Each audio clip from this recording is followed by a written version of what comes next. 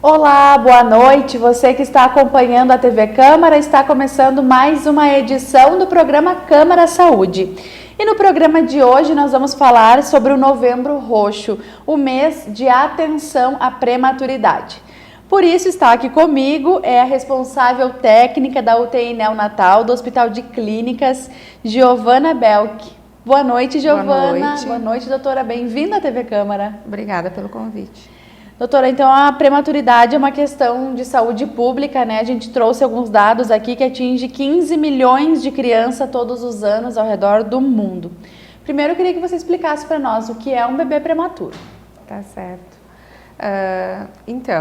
Conceitualmente, bebê prematuro é toda gestação, né? Todo bebê que nasce de uma gestação que não completou 37 semanas de idade gestacional.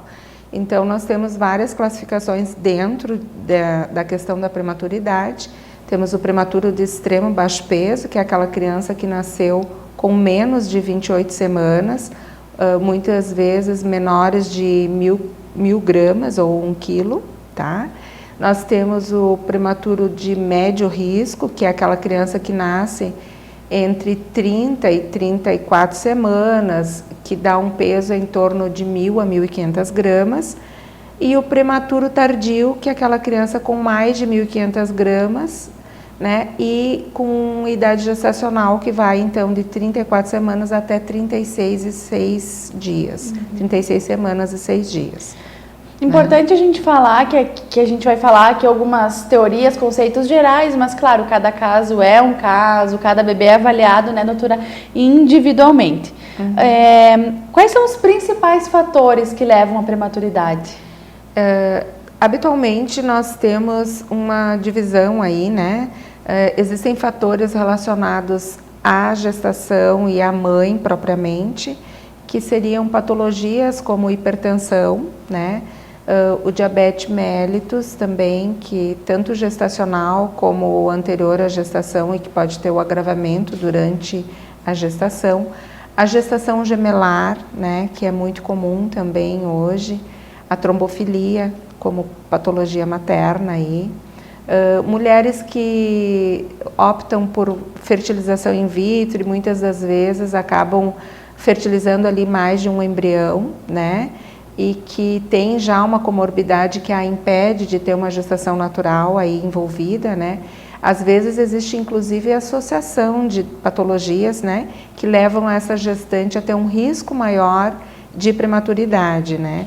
Muitas vezes a gente atende mulheres ali com hipotireoidismo, com hipertensão e diabetes, né? Então existe em vários momentos da nossa trajetória profissional em atendimento de prematura, a gente vê que existem fatores associativos, né? Muitas vezes não é apenas uma patologia. A população negra também, né, tem um risco maior aí de gestação prematura, e mulheres com histórico anterior à gestação atual ou de gestações anteriores já com histórico de perda, também leva a um risco de gestações futuras ou uma primeira gestação aí já com bebê prematuro. Né? Isso é interessante porque antes então do bebê nascer, né, prematuro, vocês já têm essa atenção, esse aviso, se a mulher tem algum desses riscos, já é feito todo um atendimento, né, um pré-natal especial pensando na prematuridade, então. Sim. Atualmente a política de saúde tem contemplado, né, os ambulatórios de acompanhamento de gestantes de alto risco, e o hospital tem isso bastante, vamos dizer assim, efetivo, né, porque todos os dias o hospital atende as gestantes de alto risco com o serviço de residência do serviço de ginecologia e obstetrícia do hospital. E acaba que essas mulheres têm, sim, centros de referência para serem atendidas, e muitas das vezes a gente observa que existem vários municípios no qual o Passo Fundo é referência para atendimento, referência por ter o ambulatório de alto risco e também por contemplar a unidade de terapia intensiva neonatal no nosso hospital.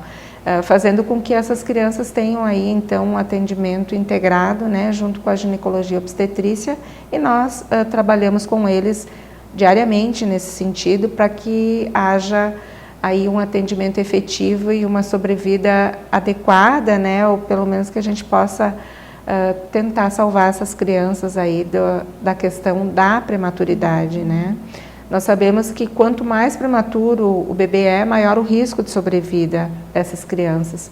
Porém, as tecnologias em neonatologia têm evoluído muito nos últimos anos e a gente consegue ver resultados muito bons a nível de esfera nacional e também internacional, né? A nossa casuística tem acompanhado esses dados estatísticos, né? Com uma sobrevida aí que se aproxima do nível, vamos dizer assim, de percentual internacional, tá? O que é muito bom. A gente sabe que as regiões do Brasil apresentam diferenças de sobrevida e a nossa região sul é a segunda que mais consegue ter um desfecho positivo em questão ao tratamento dos prematuros, né? Então, eu acho que isso é muito importante, né? É um dado importante, estatístico, né?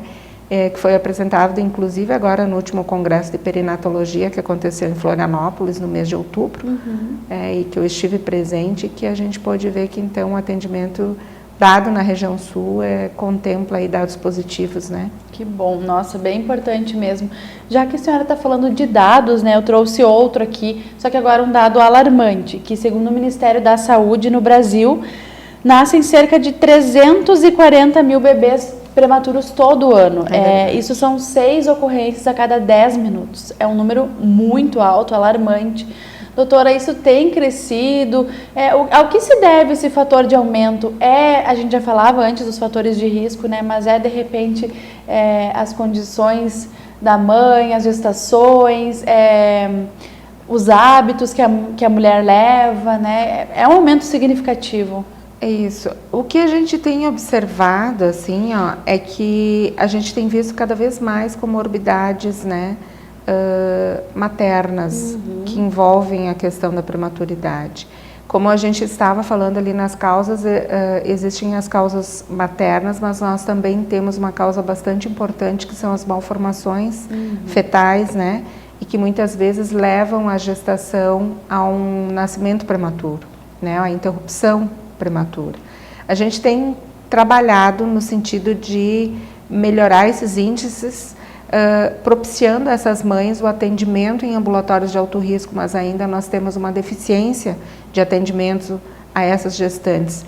Eu digo não só em Passo Fundo, mas a questão a nível regional, né, quanto à drenagem dessas gestantes a um centro de atendimento especializado.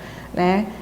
Nós conseguimos ver ali na nossa unidade, na UTI neonatal do Hospital de Clínicas, então, que 75% do nosso público de atendimento ali são de crianças fora da cidade de Passo Fundo, de passofundenses mesmo, né?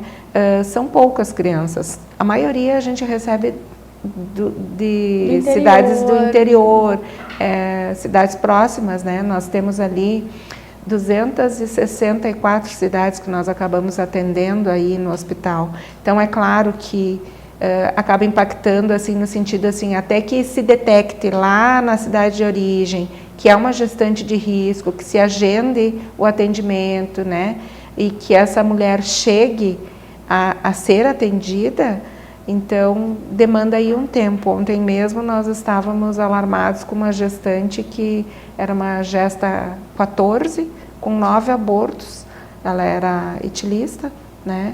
Gesta 14, gesta é a 14, 14ª gestação dela, isso? É a 14ª gestação e tinha um histórico de 9 abortamentos, 9 nascimentos prematuros, né?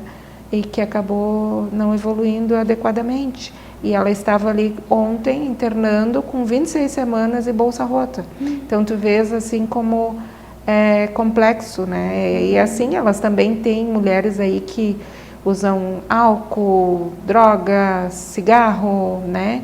Então as gestantes também muitas das vezes não pesam na questão de estarem gestando os riscos de uma vida desregrada e que pode impactar também, levando a uma gestação prematura. Né? E não só no nascimento, mas consequências para o resto da vida. As consequências para o bebê para o resto da vida. Né? Que é algo também aí que está sendo alarmante, a questão do uso do álcool na gestação. Muito mais do que o cigarro atualmente, né? A gente vê cada vez mais as meninas na noite aí bebendo, né? E gestando, né? Uma vida um pouco desregrada aí que acaba levando também à prematuridade, né? A idade da mulher, da menina, ser gestante muito cedo também é um risco, doutora? Os extremos sempre acabam impactando num risco maior, né?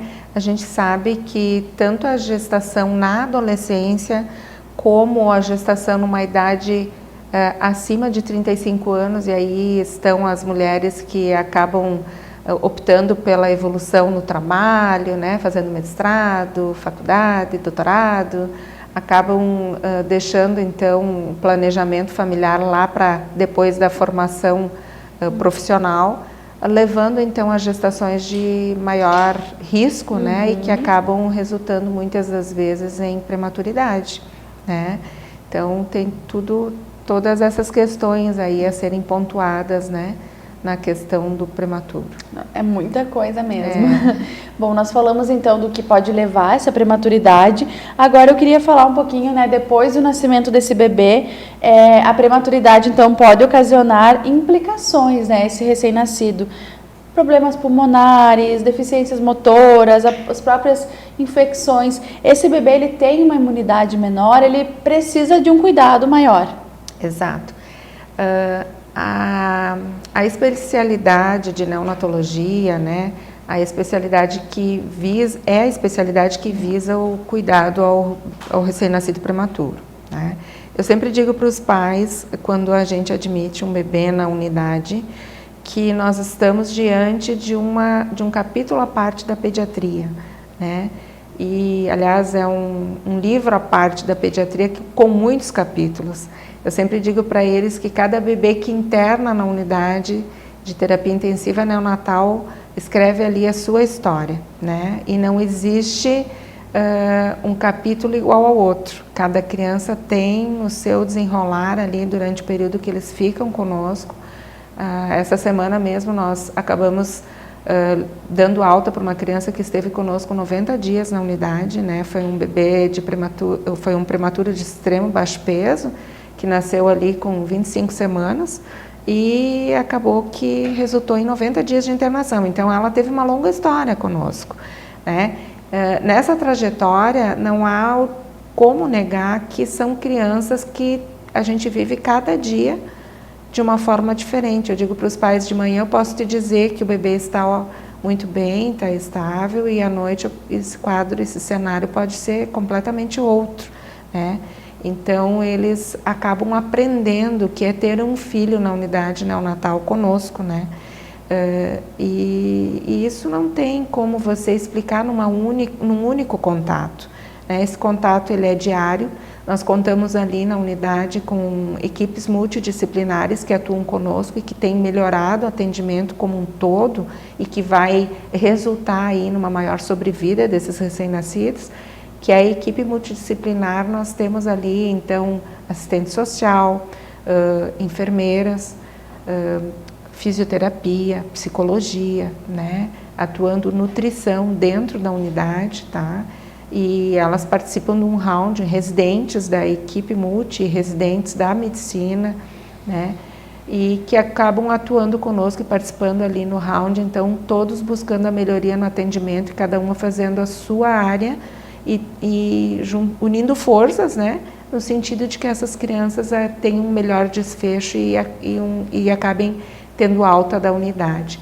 Contamos também com um ambulatório de fellow para atendimento pós-alta desses bebês, onde eu acompanho essas crianças junto com os alunos da faculdade, da Aptus, né, e que acabam aí envolvidos no atendimento, e a gente acaba direcionando também para depois ambulatórios específicos, como oftalmologia, como neurologia, fisioterapia, psicologia, todos no sentido de envolvendo aí equipes multidisciplinares para dar uma melhor condição de desenvolvimento e de crescimento dessas crianças após alta, né? Então a gente tem ali tentado fazer o atendimento pré-natal, o atendimento em sala de parto, né? O atendimento na unidade de UTI neonatal e depois o ambulatório dessas crianças. Algumas delas a gente inclusive encaminha para o Hospital São Vicente, onde elas fazem o palivizumab, que é o anticorpo monoclonal que visa reduzir então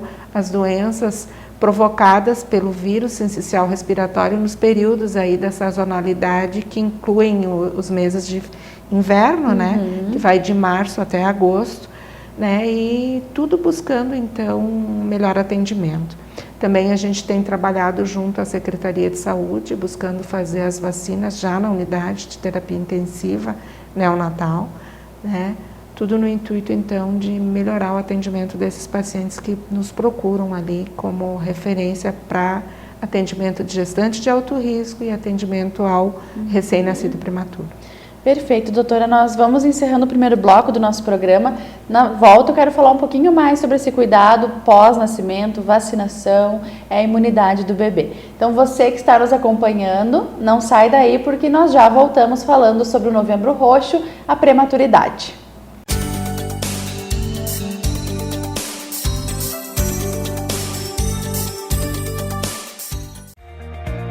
O que é importante para você é importante para a Câmara. A Câmara de Vereadores tem compromisso com a comunidade e transparência na gestão. Por isso, debater as necessidades da comunidade faz o trabalho do Legislativo ter muito mais resultados para você. Com participação, as mudanças acontecem e os investimentos geram mais desenvolvimento e garantem um futuro melhor para a nossa cidade. Câmara de Vereadores de Passo Fundo, a casa dos grandes debates.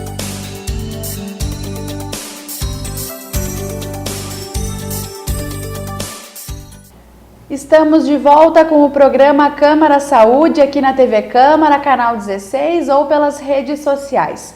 E nesta edição conversamos com a doutora Giovana Belk, que é a responsável técnica da UTI neonatal do Hospital de Clínicas. O nosso assunto é a prematuridade.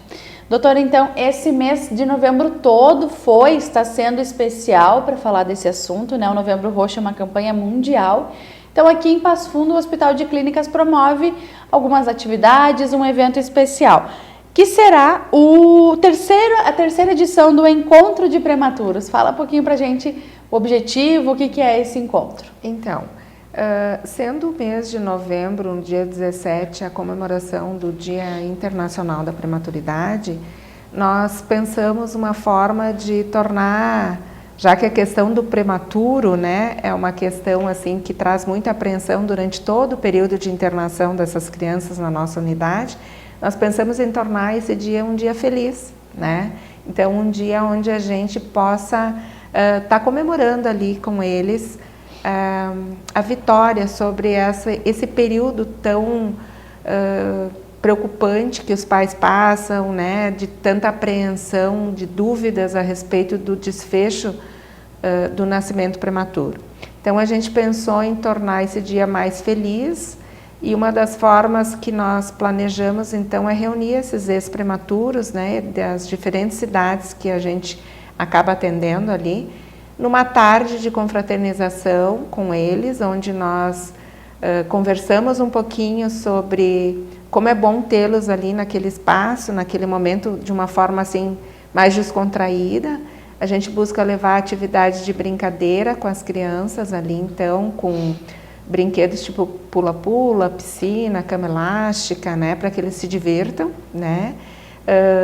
Contamos muitas das vezes com animação com palhaços, né, música ao vivo, a gente procura fazer uma machada, tirar algumas fotos, relembrar momentos que muitas das vezes foram desafiadores tanto para a família como para a equipe toda envolvida no cuidado e trazer então assim a memória que são crianças vitoriosas, né, que lutaram conosco pela sua sobrevivência, E é sempre muito gratificante, né? Todo mundo gosta de rever essas crianças. Não só nós como médicos, né, que atuaram ali, mas também toda a equipe multidisciplinar, elas ficam muito felizes de ver os recém-nascidos, os ex-recém-nascidos nossos prematuros retornando à casa e felizes e saudáveis, né? Então é muito gratificante para nós. E como você falou antes no primeiro bloco, doutora, muitas crianças passam semanas e até meses no hospital. Às vezes fazem uma amizade com outra mãe que está passando pelo mesmo. Então, são histórias bonitas de serem lembradas e contadas. Exatamente. Nós temos ali grupos de mães que têm vínculo com as funcionárias, com as técnicas, né? E acabam mantendo esse vínculo mesmo após alta e mandando foto. Inclusive comigo, assim, eles mandam muito vídeo, doutora, tá pedalando, doutora, tá caminhando, doutora, tá conversando. E a gente acaba acompanhando eles, né, pelas redes sociais, que hoje é algo que veio aproximar, né, todas as pessoas, inclusive os pacientes da gente ali, a gente tem muito contato com eles e acompanha. E pelo tempo que eles permanecem conosco, cria um vínculo, assim, de afeto e de confiança no trabalho realizado, né? Então, os pais, eles têm o nosso trabalho ali como uma referência. Quando eles têm dúvidas, quando eles saem dali e têm alguns questionamentos que acabam vindo pós-alta, eles acabam tendo esse retorno, né? Para buscar, então, informações conosco. Então, isso tudo faz com que a proximidade se mantenha, né? Eles saem fisicamente do local, mas emocionalmente eles permanecem ali conosco, vinculados, né, buscando informação e muitas das vezes apenas por afeto mesmo, mandando fotos e nos mantendo informados de como eles estão, né, esses prematuros. Até porque, doutora, eu acho que esse cuidado com os pais também é muito importante, porque é difícil lidar com a prematuridade. Esses pais passam pela expectativa da gestação, nascimento do seu bebê. Muitas vezes a mãe não pode amamentar, tem que deixar o seu bebezinho no hospital e ir para casa. Além do cuidado com o bebê, vocês acabam tendo que fazer esse cuidado com os pais, com a mãe principalmente também, né? Exatamente. A gente busca na integralidade do atendimento ao prematuro fazer essa mesma integralidade de atendimento à família. É um acolhimento. É um acolhimento. Porque a gente sabe o quão importante é a presença da mãe na unidade para o desfecho positivo e alta desses pacientes. Então, assim, não adianta a gente ter ali uma mãe de corpo presente, mas que não está de alma presente. Então, sempre que a gente percebe, assim, que tem alguma coisa envolvendo essa família, alguma dificuldade de acesso, a falta de recursos financeiros, a falta de recurso emocional, muitas das vezes, para enfrentar ali situações difíceis de serem vistas pelos pais, né? Porque a gente, como profissional, tem um preparo para isso. Mas o pai e a mãe, eles não têm esse preparo, muitas das vezes, né? Eles não imaginam como que é ter um prematuro ali. Como você falou, doutora, atendem cidades de fora. Imagina para os pais terem que ir e vir todos os dias, por exemplo, de outra cidade, né? Sim. Muito difícil. É difícil e, graças a Deus, né, a gente tem uma cidade aí que pensou nessa questão, então nós temos várias casas de acolhimento que acabam acolhendo essas mulheres, né? E ficam aí um período conosco. Algumas delas têm que voltar para seus domicílios, até porque tem outros filhos, né? O que dificulta um pouco a permanência, mas nós temos na unidade ali uma sala de extração de leite, onde a gente procura ofertar o leite da mãe o mais precocemente possível, já no primeiro dia, com a colostroterapia, né?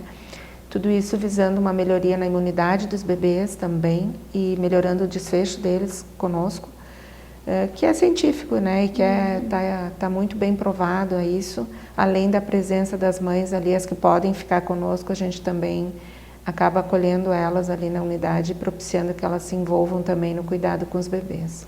Inclusive, doutora, a OMS ela tem novas diretrizes de uns anos para cá sobre esse cuidado e um deles afirma que o contato pele a pele com a mãe ou às vezes até com o próprio profissional, a técnica de enfermagem, enfermeira ali na substituição da mãe, demonstra, né, uma melhora no cuidado com esse prematuro? Demonstra uma melhora no desenrolar ali, né, da prematuridade, e também no ganho de peso, e nos melhores desfechos são com a presença da mãe, diminuindo também a infecção, né?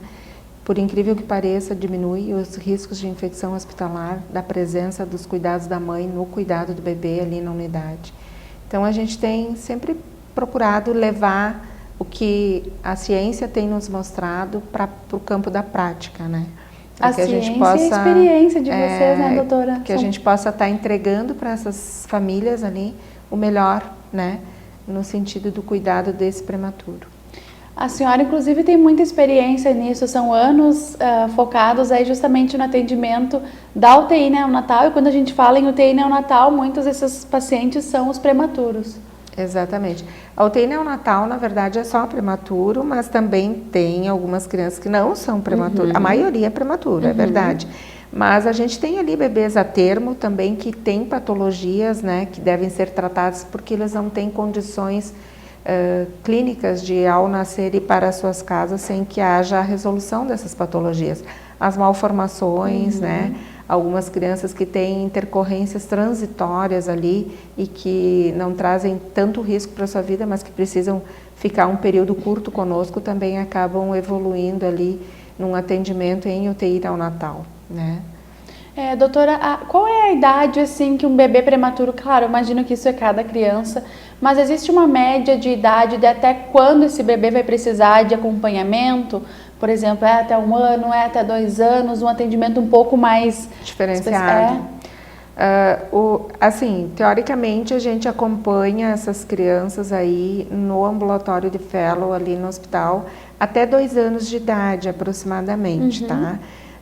Nós temos que fazer aí um atendimento bem expressivo, eu diria bem de perto, naqueles que nascem com prematuridade de médio risco e extremo risco até 24 meses, tá? Corrigindo idade gestacional e orientando essas mães ali para tentar minimizar o risco de óbito, né? Porque a gente sabe, quando tu fala em risco de morte pediátrica, nós estamos falando aí de crianças abaixo de 5 anos de idade, e o prematuro figura como primeira causa de morte, né?